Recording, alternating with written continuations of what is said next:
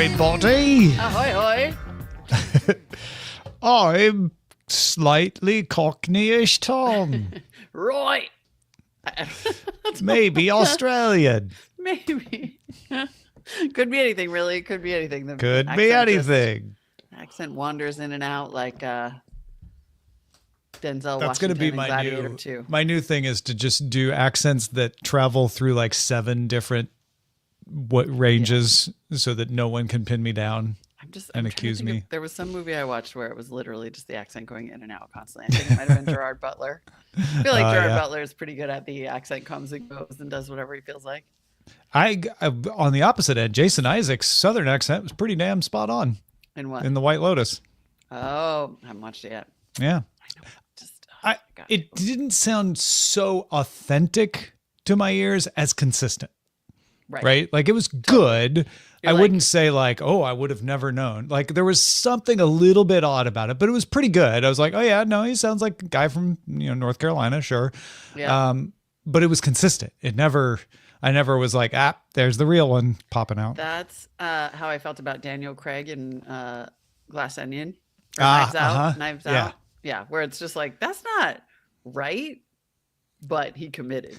And what's interesting about his accent there, whoa. Nope, I did that on purpose because I have some in my teeth. What's interesting about that accent in Glass Onion is that's kind of what Parker Posey was doing with her Southern accent in White Lotus. Just kind of overdoing it. Right. So that you're like, well, I can't tell if she's just flamboyant or can't do the accent properly, but it works. Yeah. Right. At least there's enthusiasm. Yeah. And it fit the character in both cases, I think. So I really am like, I'm failing hard in the TV department. I'm not going to lie. Yeah. There's like too much right now too. And all we're watching is basketball. That's it. Yeah. We did Coachella watching this weekend instead of our duty as Americans to watch television programs of other types. I missed it. Like I was hanging out on Sunday and we're like, oh shoot, Coachella. We could have been streaming Coachella. Oh, well, you've got this coming weekend where almost 99% of the artists will be playing again and you can stream it on YouTube free. Oh, really? All weekend long. Good to know. I'll just have that on. Every year while I'm sitting on my couch comfortably watching Coachella, able to just see every artist I want. They get better at the streaming every year.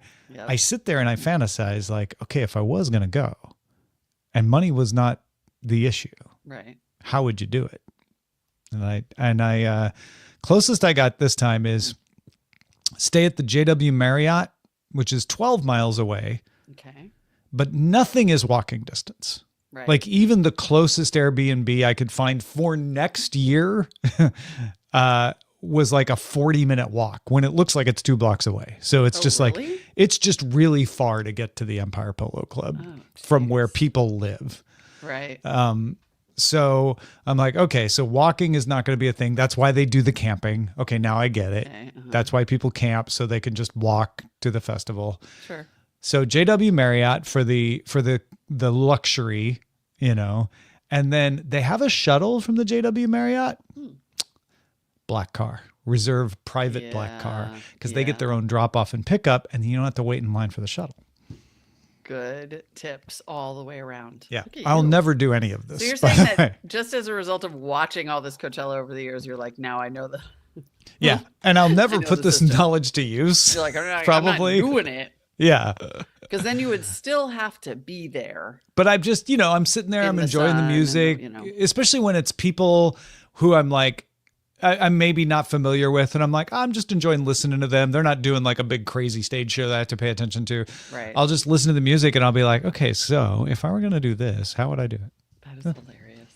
Yeah. It is never, I don't say this to be one of these people who's just like, I'm too cool for Coachella at all. I am not cool enough. Yeah. Which I assume is why it has never one time crossed my mind to try to go to Coachella. I used to be once. Like, I'm just like, oh, you can't go to that. I used to be like, oh yeah, I would never want to go. Right. But I think in my mind, I was blending it with Burning Man. Yes. That and I think it's because of the camping. I was thinking, oh yeah, it's like that. Nothing wrong with Burning Man. Don't get me wrong. But Burning Man is stinky and smelly. Everyone who's ever been who loved it told me that.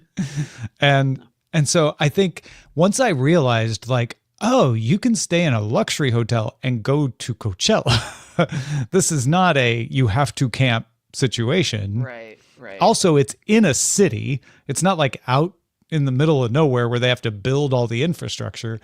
I started to warm up to the idea more. Yeah, it is. You're absolutely right, though, that psychologically, Coachella sits in exactly the same category as Burning Man. Because it's out in the desert. Thank you. Right. Unlike Lollapalooza or Bumbershoot, where they're in the city. But right. Yeah. And it just seems like hot. And but it's really more like a Lollapalooza than it is like Burning Man. Performative in the attendee kind of way, which Burning Man can be. Yeah. I mean, I know plenty of people who are old school Burning Man, but I'm sorry, like the last decade of Burning Man. Yeah. I can usually tell whether I'm going to like somebody or not by how many times they've been to Burning Man in the last 10 or 15. This is why we're best friends. Exactly. Because neither of us have ever been. No thanks. You're the worst. Again, if you love Burning Man, I'm not trying to yuck your yum. Like, I am. Good for you. It's an ecological disaster. You go enjoy it. No, it's an ecological disaster and it should be banned. At this point, honestly, it is indefensible from a sustainability perspective, and I will die on that hill. Yeah. I got no There's a lot of people want to fight you on that, I'm sure. Sure, fine. Because they're like, there's a bunch of enviro people who are like, well, no, but I don't even know what they're. Last year there was like a straight up protest. Like there was a straight up like environmental protest out. Not last year. The year that the year that the unexpected rains came and created the mud flood and nobody could get out was the year that for the first time there had been a pretty large like protest, environmental protest. Yeah. No, it's terrible. It's terrible. Well, I need your help with stopping Burning Man, but also with the last two things in the bullpen. I have, did we do this? Did we do this? I think we did 91. Okay. In fact, I know we did 91. We did 91. Okay, cool. Good. If we haven't, I cannot remember doing 90. Both of them I was like, I put them down and then was like, wait, I'm pretty sure we did these. But yeah, let me see. I'm gonna at least just do one quick find and replace. Yeah, I couldn't find either one of them, but wait, I see it. I see it in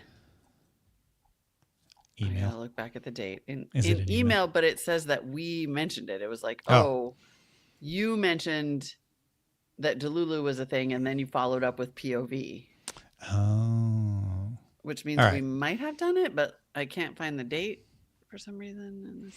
All right, then down bitch it is. If you did down bitch last week. This was 2023. When I see this mentioned that we may have done really? Okay, I'm going to do another search for it. Yeah, don't you feel it? I mean, honestly, at this point, I'm just like, I think we get to keep doing it. Oh, no, wait. I found it. Yeah, I did it. Okay. July 13th, 2023. All right. With Coastal Cowgirl. And you did The Sphere. The Sphere. Wow. Dude. That was a while ago. Huh. The Sphere's not new anymore. I know that Sphere not being new is a thing. So I keep waiting. Okay, can I just like take a moment to talk about The Sphere for a second? Because I'm obsessed with it. And I am obsessed with the fact that no one has yet written the article. I understand there's like a lot of things happening. But I can't believe no one's yet written the article about how The Sphere is a many, many, many billion-dollar bust. Like it is a bust. I was there. I went in December to a concert, like, right before New Year's. Looked at The Sphere's schedule. For the next, because I was just like, what do they have going on there? And it's just they have that one movie that they made for The Sphere. Yeah, I think maybe 4 times over the course in 2026, the Eagles are going to play there, and that is it. They just announced The Wizard of Oz. Did you see that? No, so color me corrected. It's crushing. This is just additional information, not contrary information. Right? Like what is happening? And then the other crazy thing is that there's hardly any this was 2 nights before New Year's Eve. December 30th. There's like no programming except Verizon ads playing on it. And then even worse, and this is the thing that really tells me that it's a giant bust. It's not there is no way for you to see The Sphere as a like tourist attraction, seventh wonder of the world, eighth wonder of the world that it is, without just asking around, looking on Reddit, and wandering down a random side street to go and get close to it and see. The fact that Vegas has not built a mechanism to charge you to look at the sphere. That's the movie that you go see is the inside. I'm talking about, I just want to look at the outside. Oh. Yeah, like, yeah. I see. I got you. Yeah. They could build like a catwalk at the Venetian with a bar and just you go look at cool things playing on the outside of the sphere. I would pay $25 for that and buy 3 drinks. Yeah. Like it is such a weird missed opportunity. That is the weirdest part of this story, right? Yeah. Because honestly, Vegas overdoes it and maybe loses money wouldn't be the first time, right? Yeah. So that's an interesting story, but not shocking. Vegas misses an opportunity to charge you $25 to sit down. Right. Hold on. Why? And then pay for programming. Like then there would be cool programming on the outside. Because when there's something cool on the outside, I mean, it's freaking, it's like so awesome. It's mesmerizing. Anyway, I think it's a giant bust. I'm so curious about why. I'm curious how much it costs to run, because it's possible that the ads they run during conferences, which I know the CES is the ones I see, but I've heard during conferences, there's very frequently corporate ads running on it related to whatever big conference. Right. Maybe that's enough to pay for it. Maybe no, but I don't know. It could be. It could be. It could also not be. Also, it being a giant bust would not be shocking. I think it's a giant bust, honestly, because even the ads are like janky and it's the same 2 over and over. Oh yeah, when it's not a conference, when I've been there, it's like, oh yeah, that's not impressive. Right. But this was like New Year's. Like it was crazy. I was just like, this thing, and the thing that really makes me think it's kind of a bust is the complete lack of programming for it inside. It's not a very good venue. I know. I think. Have you been in? No, I haven't, but that's what I've heard, and I don't want to go to it because I feel like it would make me barf. I just want to pay $25 and buy 3 drinks and look at it. I wonder if the Wizard of Oz isn't maybe its best use, frankly. Because it's a world. Because when I went there and I sat down, I was like, okay, this is way smaller than I expected. Yeah. So if you're gonna make this a concert, like, you're going to have to charge out the wazoo or get somebody who's willing to play for a low fee, because you can't pack enough people in here for a really big act.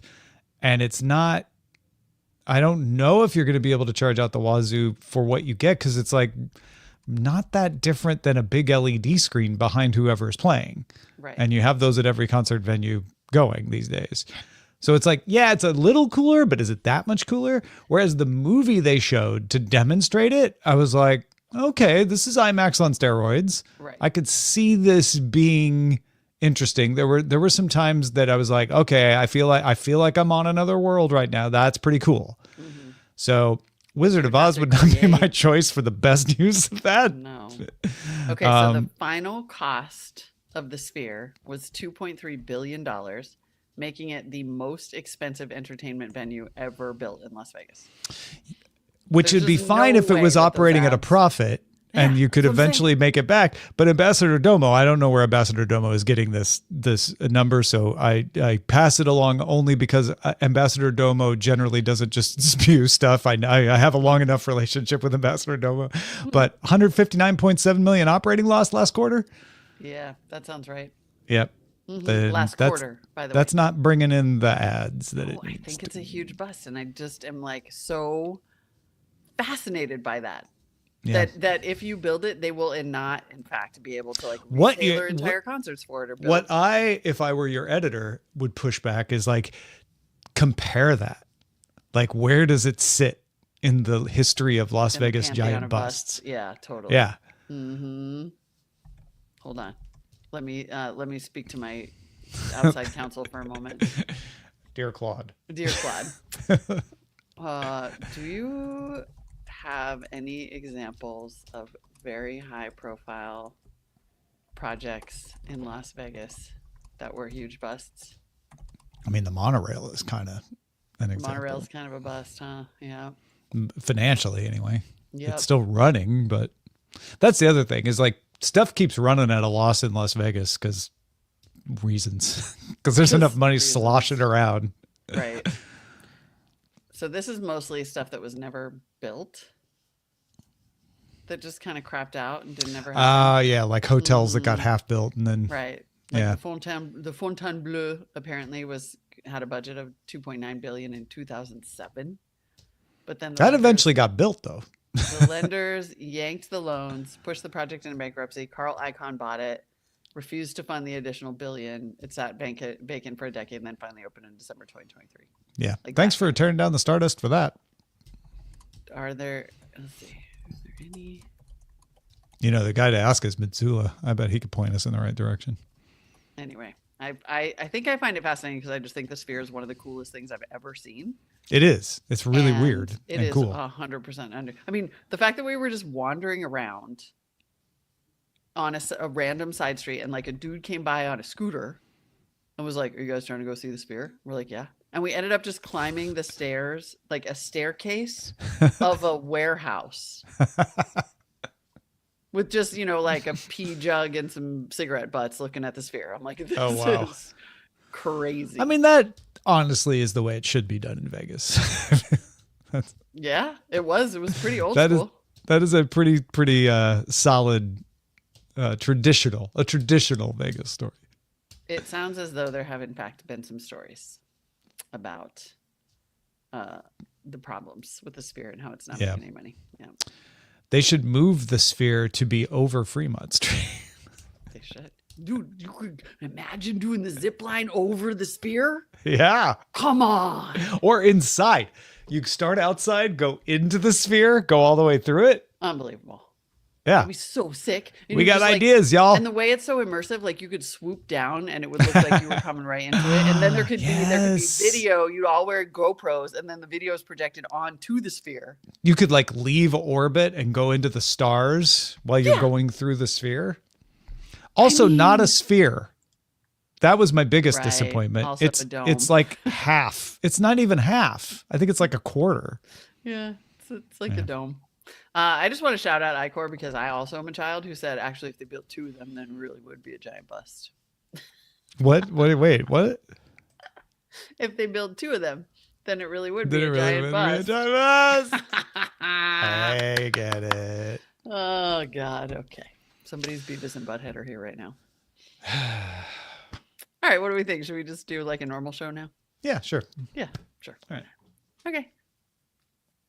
I'm ready. I'm ready for the clap.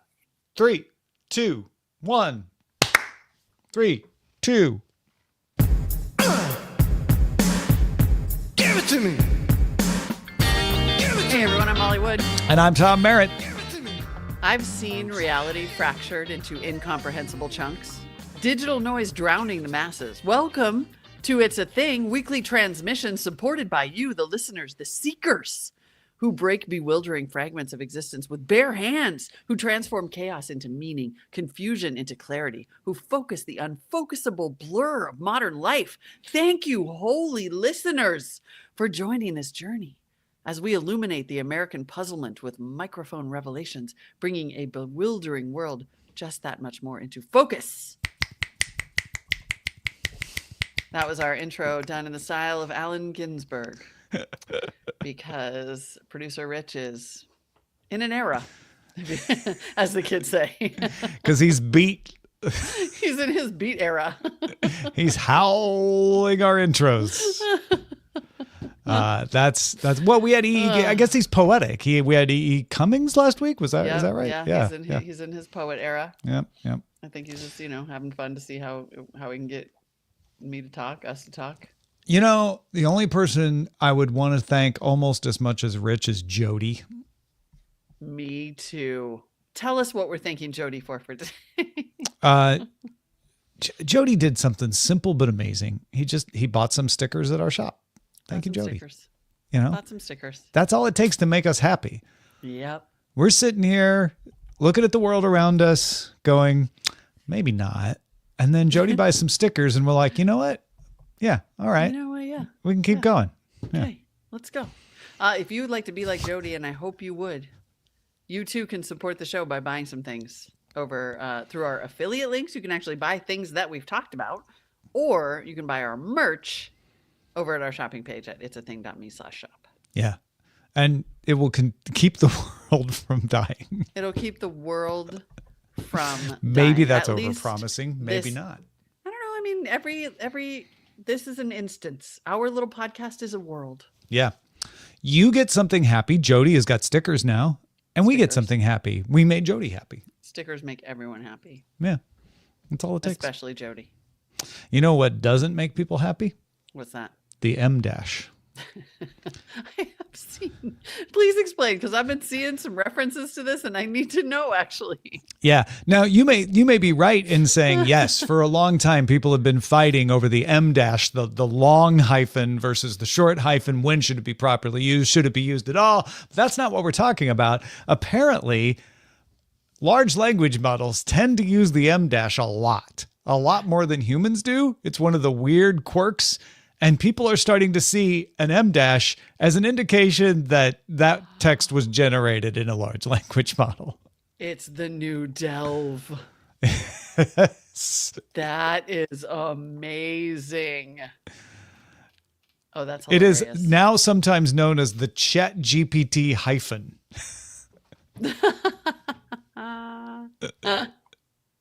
Oh my god, and there's so many memes about it, such as apparently Lord of the Rings is full of M dashes. Because somebody was like, "Oh, whoever said this is an idiot. AI uses M dashes because writers use M dashes." Yes, and they do. And then there's But- like a video of reading the Lord of the Rings. I think that's the thing, right? This is where what the way large language models have been trained betrays them, because they are trained on all kinds of publications. They are trained to understand which characters should happen next. I don't think they're very good in their training about differentiating print styles. Right. So if they're looking at a PDF of Lord of the Rings, that is going to be treated almost the same as my blog post from 2001. And so it's going to think an M dash in my blog, trying to emulate a blog post, is just as good.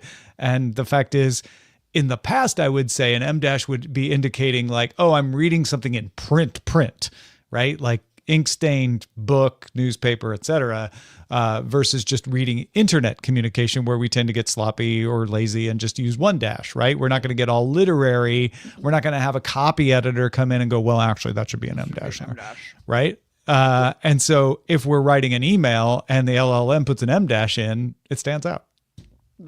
There's like a search interest chart about it where it's now referred to as the AI dash. The And AI dash.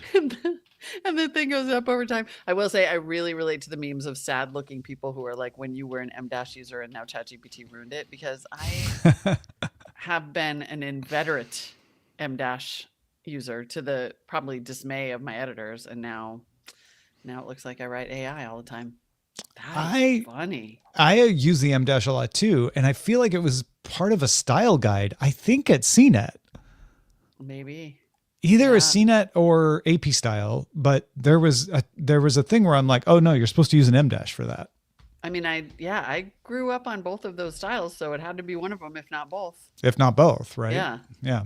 Oh, wow. But also, it's just such an interesting sign of how one of the things I find interesting about the AI era is how, at least online, and certainly like young people, it's like how attuned people are to its output. Mm-hmm. Like it's just uncanny valley enough that people are immediately like, I think that image is AI generated. I think that text is AI generated. The Delve thing, it's like there's this sort of, there's an immunity to it.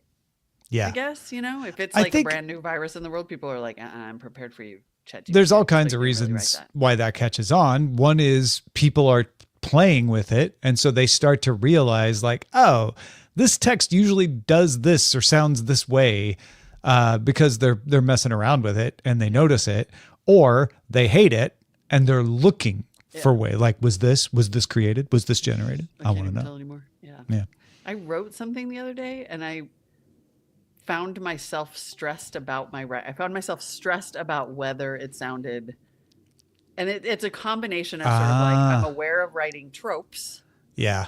and also now of ChatGPT. Yeah. And I was like Yeah. reading my own writing being like, do I need to like go back and make this sound more like a human wrote it or change? Like I caught myself using trope words. So fair. That was Sure. me.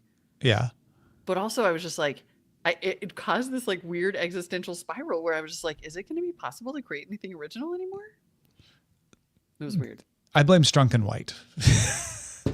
Okay. They're the ones that caused us to doubt our own humanity in the first place. You may be correct. You may be correct.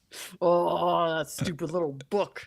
Because that's the one that was like, you shouldn't write this way. You know, it's the root of avoid the tropes, right? Like, you know, don't overwrite and all of that. And don't write like a large language model slots right into that space in your brain. I totally see that. Wow.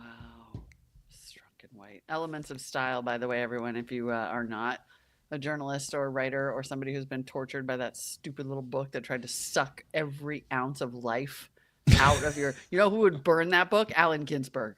That's right. He would light it on fire with his cigarette and He'd dance a pee jig on around it.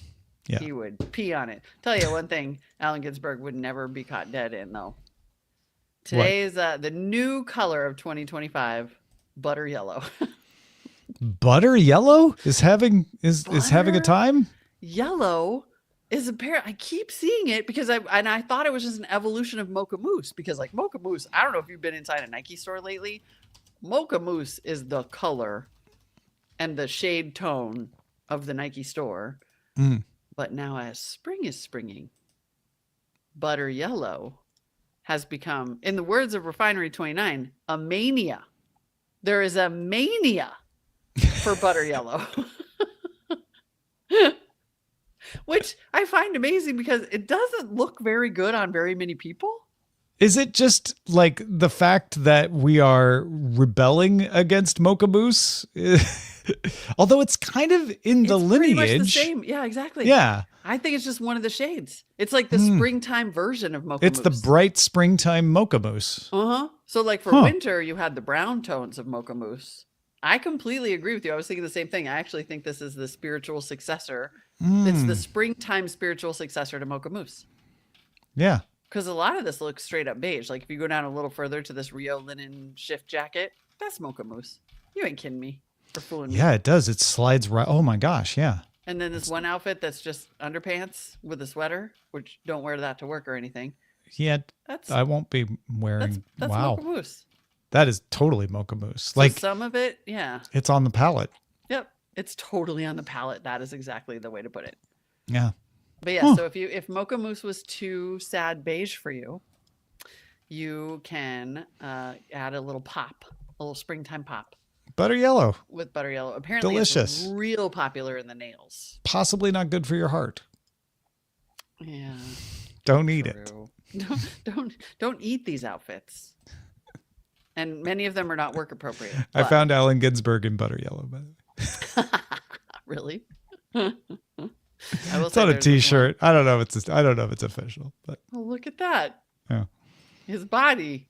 That's a lot of Allen Ginsberg. That's a lot of Allen. Yep, that's more than that's a also not a work appropriate. Don't wear that at work. Yeah.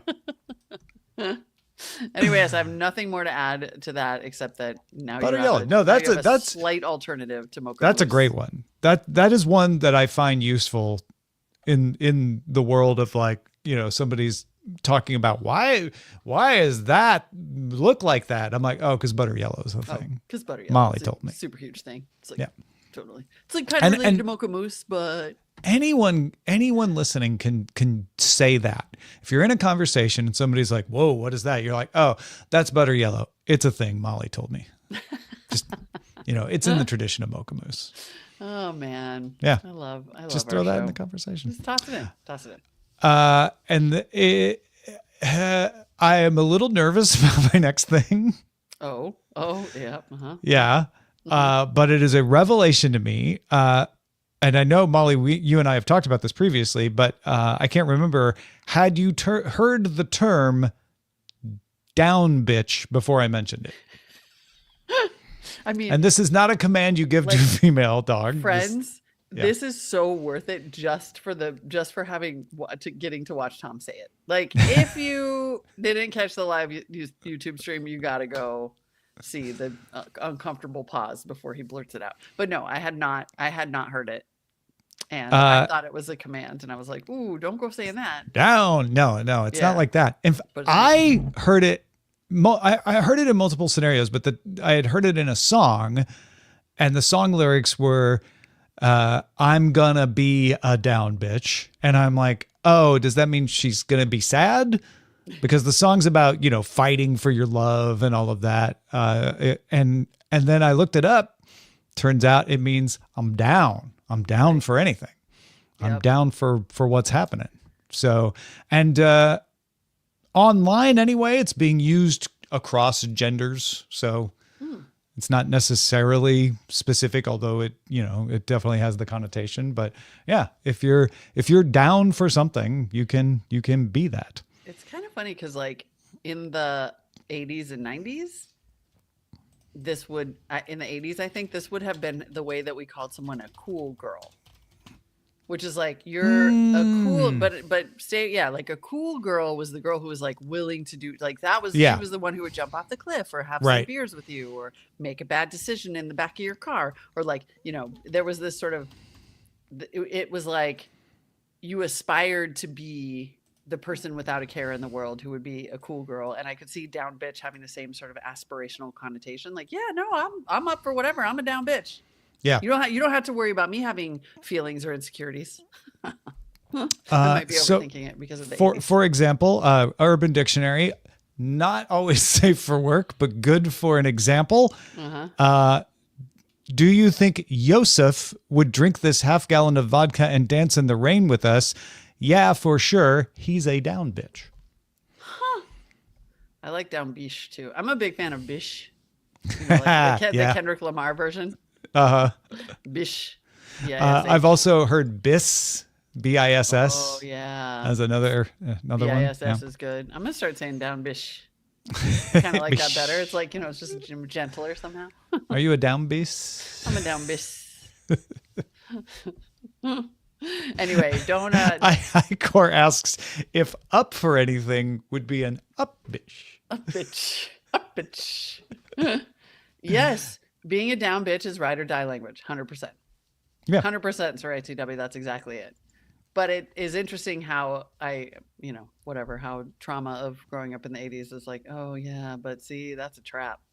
The pressure to be a down bitch or the cool girl was a trap. Yeah. You can the cool girl comparison no is very to the apt. gallon of vodka. Yeah, don't dance in the rain. You don't need You'll the get alcohol a cold. poisoning. Oh God, we are so old. But this show keeps us young. And so I'm going to identify another phrase that has grown out of a behavior. And that phrase and behavior is sprinting to the comments. Because now there's like a whole genre of Instagram videos that exist as, I think, frankly, comment bait. So it's like the guy who adopts and fosters and takes care of a bunch of teeny baby little chicks, like baby chicks. And he's always like showing videos of himself training the chicks. But then actually what you really see is he has a super giant dong. And then all the comments are like, why is this video an hour long? And da-da-da-da-da. But so then now when there's a video like this, comment bait, like 10 to 25 of the top comments are the way I sprinted to the comments. Because you're all in it together. And the comments are actually the content. Yes. It's like this like recursive infinity loop of content creation where you created something like a hand that, seems to be giving a hand job to the corn on the cob. And then everyone sprints to the comments the way I sprinted to the comments. And then someone's like corn hub or cornography or, and then yeah. This is most definitely an outcome of platforms rewarding you for engagement. Yep. I don't even feel smart saying that. It should be pretty obvious, right? Yep. It's just that people are getting more creative about doing that, right? The simple way to do it is ask a question, right? So you do your thing and like, what do you think? That's old. No, that's over. That's old school. That's tired. Doing something where it doesn't look like you're trying to get the comments is going to get past the defenses of the internet literate and make them sprint for the comments. on That's top genius. of all of that, it's positive. Like what I actually find kind of delightful about, like it's 100% engagement bait. Right. Like, it's not rage this bait. is an engagement hack, but it's the opposite Yeah. of rage bait because it creates a feeling of community in the comments because then you're all like cracking each other up and there's these people who are, and then you're liking the best comments so it's like a very specific set of internet behaviors that are an adaptation and an evolution, but it's positive in intent as opposed to rage. It's like the antidote to rage bait. So it's letting your audience punch up. Yeah, totally. It's recognizing that punching up is better than punching down. And instead of you punching down to make people want to stop you from punching down, you open the door to them punching up to you by making fun of you for the thing that you are unaware of. Right. Huh. It's almost like remix culture. You know how like you've seen people create little like the Looking for a Man in Finance. Yeah. Like that was literally a drop that woman made with the intention of it being remixed into sounds. And this is almost like comments remix. Like I'll just make this video and then everybody can either comment on it or punch up or, improve upon it. But it becomes this like 360 piece of content because there's the original thing and then there's all the comments and then you are on Instagram for freaking ever. And then there's an art of comments. There's an art to doing it so that even if the audience knows you did it on purpose, it's not so obvious that you did it on purpose, right? Like you can't just do a video where, you've got a funny hat on that you don't acknowledge because people are like, well, he's just trying to get attention, right? But if you do an entire video where there's like just a piece of butter about to drip off the corner of your lip and it looks like you don't know it's there and everybody starts talking about it, that has them sprint into the comments. Totally. Or a lot of times it's, a little hand giving a corn cob a stroke, so then it's sort of, it's like overtly or unintendedly sexy. Like that's, But the key is never acknowledging. Quickie, but you never acknowledge it. Exactly. You play it straight. Yeah. You play it straight. And then the comments give you everything. And then you like the top comments and whatever. And really in the end, Instagram wins. But it is a clever, I think at least, it's a clever version of engagement bait that doesn't make everybody really hate cool. each other and overthrow the country. Yeah. No, Sprinting I like to the that. comments. Very good. Very good. Sprinting to the comments. Good one. I'm a down bitch for sprinting to the comments. I'm sprinting to the inbox. I'll tell you what. Feedback at it'sathing.me. Thank you for all the good. Wow, that was like the most like morning radio segue. You were sprinting to our comments. I'm sprinting to my Serta mattress. Feedback at it'sathing.me is where you 588-2300 Empire. Why is it always mattresses? Oh my God. We got so many good emails this week. Thank you so much. Larry from Columbus wrote in on the Minecraft movie. A Minecraft movie. We apologize because everyone is going to correct us all the time. Every time we don't say a Minecraft movie because it's technically a Minecraft movie. Anyway, go ahead. Wow. Wait, really? Is this a thing? Oh, it's a thing too. Yeah. Correcting people when they say the Minecraft movie instead of a Minecraft movie, which is technically the title. It's like the people who say it's not the Talking Heads, it's Talking Heads. Yeah. This is why I haven't been spending that much time on the internet lately, I gotta say. Orange Theory has been great for my levels,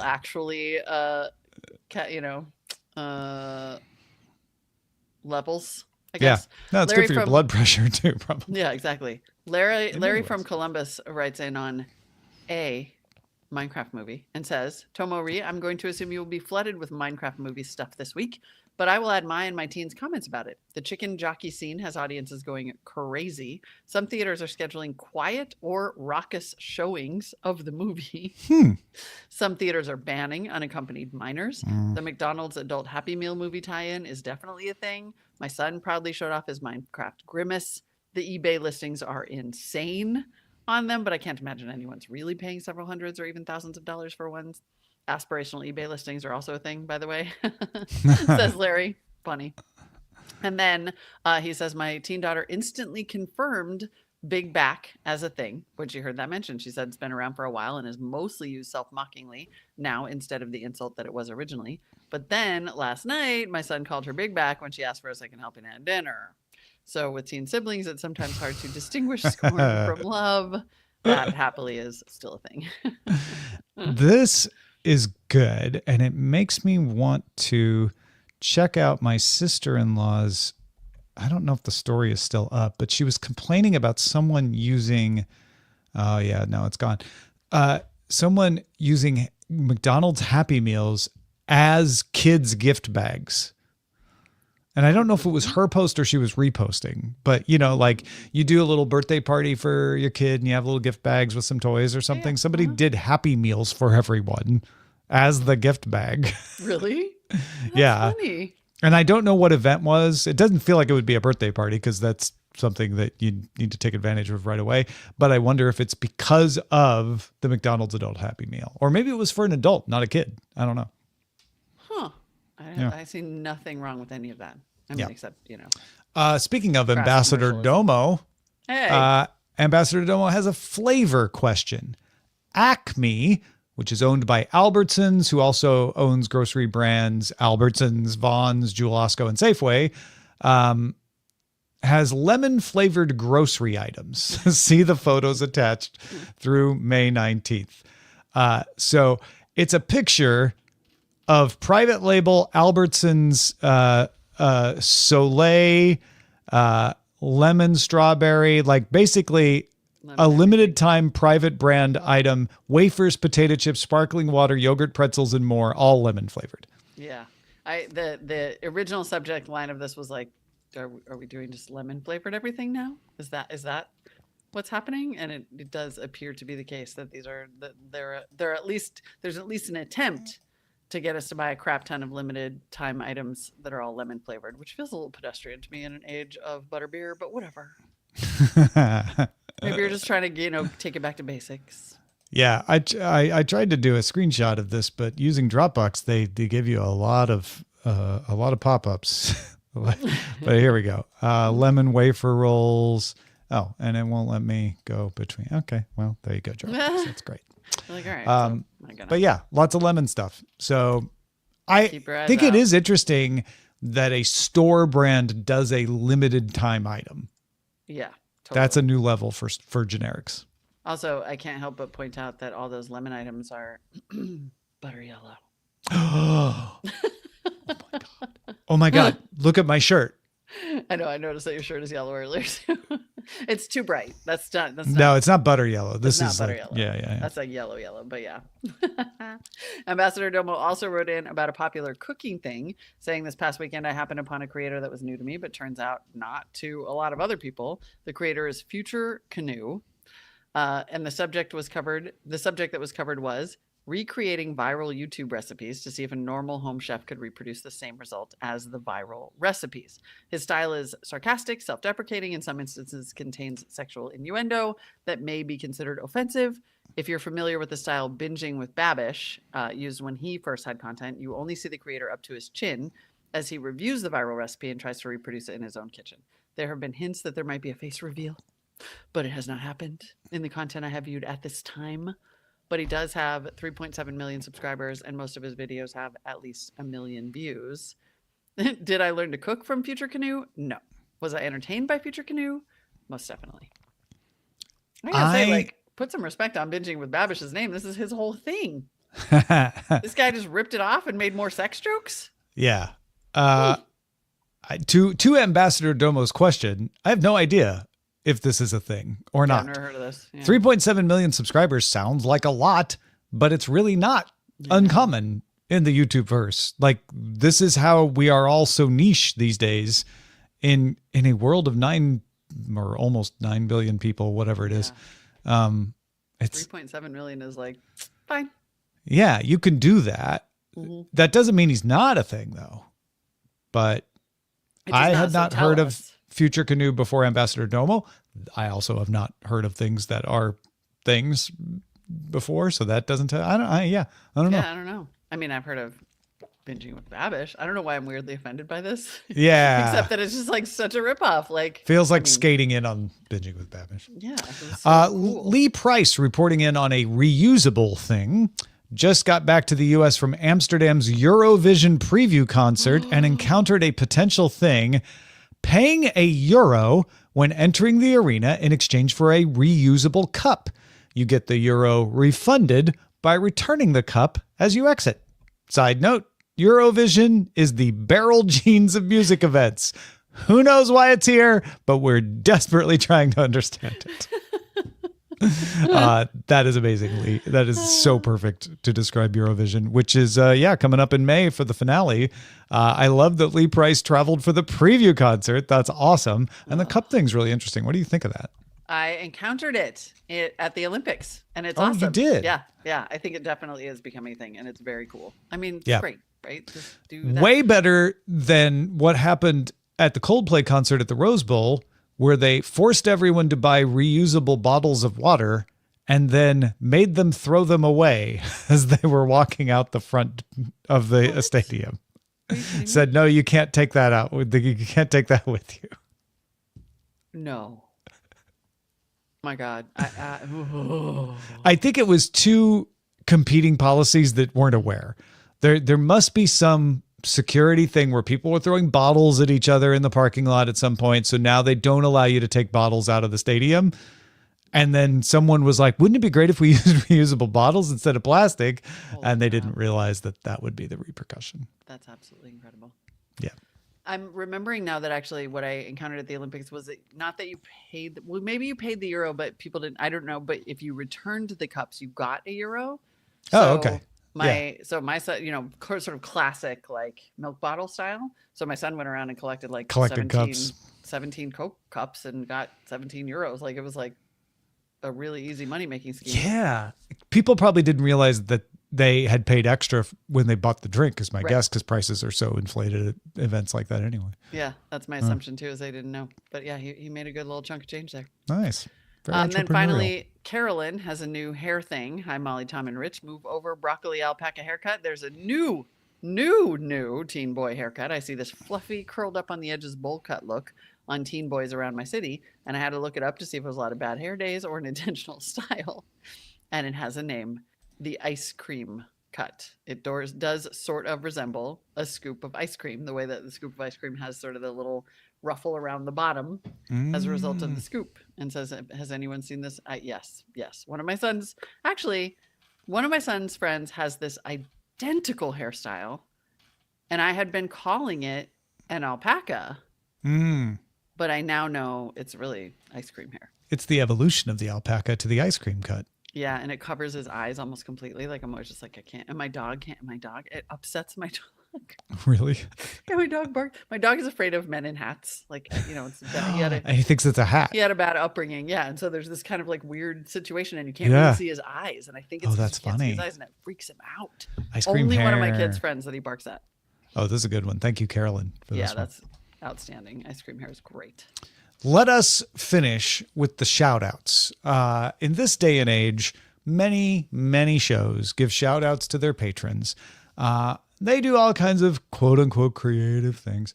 But I think we've nailed it, which is we have our shout outs where we work your name into something unexpected. And our producer, Rich Straffolino, finds that unexpected thing each week to the point we have no idea what to expect from our shout outs. Molly, what are our shout outs based on this week?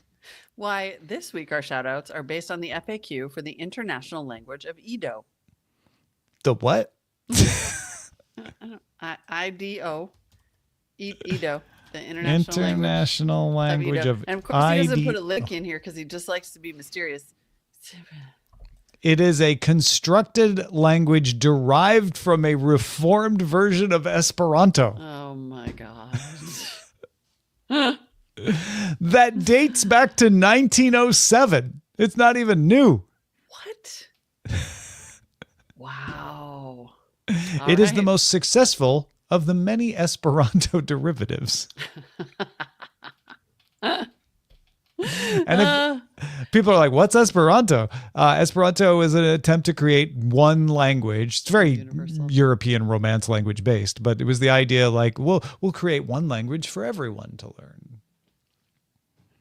I mean, the funny thing is, I bet Rich speaks it. Thankfully, it's not written in Ido, but yes. Let us honor you. in this way. Shout out patrons. Patreon.com/itsatthing is where you can support us at any level. And the shout out level will get you something like this. The international language Lara Abel originated largely as an improved version of AB Puppy. It was chosen by the Delegation for the Adoption of an International Auxiliary Morris Jones from many proposals put forward for consideration. It was developed over a number of years by a Benjamin Forrest set up by Kevin Sill. Among the improvements incorporated into Jake Woods were some suggested by the author of A.J. Venturella as a result of experience with Gabrielle Cohen. The best proof of Lee Price's practicality is obtained by trying Valor trucks. Books and magazines written in SW, Texas, and the international meetings at which James C. Smith has spoken have demonstrated Louis St. Amour's practicality. Eric Duncans, who ridicule the idea as impractical, refuse to witness its use. They prefer, it seems, to bury their Mike Akins in the sand rather than allow Brian John Farcaro to discover that Joe Hood really does work. Joe Hood really does work. Really does work. I've seen Really it. does. Yeah, he works. I mean, not only do you get shout outs, unlike any other in existence, you learn stuff. Yeah, You about learn stuff. Edo. You're going to win pub trivia don't- someday Right. when there is a question that's like, what is the most popular spin-off of Esperanto? And you're going to be like, Edo. Edo. Actually, no, if you're at a pub quiz, you're going to be like, I know this one. I spell I-D-O. I sound like I do. And then the sweaters are going to be leaning over trying to listen. The sweaters Yeah. were this pub trivia team that always beat Oh, me. really? They were called the Albatross. sweaters? Yeah. Because they wore sweaters or because they were sweaty? Oh, no, they put on their stupid cardigans and then kicked everybody's asses. Okay. Sweater. Whatever. Stupid Hey, sweaters. thanks for listening to It's a Thing. Even if you are formerly a member of the Sweaters Pub Trivia group, you can become a member of It's a Thing. Get access to our Discord to chat along live with your friends and an ad-free RSS feed at patreon.com/It's a Thing. You can also support the show by buying merch through our shopping page, it'sathing.me/shop. You can also email us your things, feedback at itsathing.me. Way down now, can't hold it back. Give it to me. I would just like- Icor's son has the ice cream haircut. Oh, amazing. I am cracking up because there is now an open tab in my Firefox that just says how to wear the butt. How to wear the butt? Why does it say how to wear the butt? Because it's how to wear the butter yellow trend. But Truncated because I have too many tabs open. And so it just says how to wear the butt. And I love it. I am just a child. Just, how to wear the butt. I'm going to take a screenshot. It's Here. so funny. What'll How happen if I to do this wear the live? butt. How to wear the... There it is. Oh, I put it in the Discord. There it is. Oh, you did it too. You got it. How to wear the butt. How to wear the butt. Mania. They call it. Mania. Somewhere between beige and lemon Somewhere Sits. between beige and lemon sits the butt. sits the color of the butt. The color of the butt. Yellow. Butter yellow. Unbelievable. Unbelievable. You know what else is unbelievable? My dog's a year old now. Stop it. Turned 1 on Really? Monday. Yep. Oh, you did it. You kept the baby alive. He's alive. I feel like that's the first year of any relationship. Yes. Dog, human, but Yep, particularly yep, infant. for sure. Just keep the baby alive. He's doing really well too. He's calming down, becoming a dog, acting like a dog. The only thing, and this is apparently a husky thing that you just got to push through, he don't want to eat his kibble. He's like super picky, super hungry, wants to eat anything else but his kibble. And if it's wet food, he gets picky about that too. So it's not if you're like, wow, it's a dry food. Nope. It's just like, that's what you always give me. I want something better. I'm pointing down at this little, I'm just gonna because you're gonna think, oh, he's so cute. This little a-hole right He is here. cute. No, he's not. He's the worst.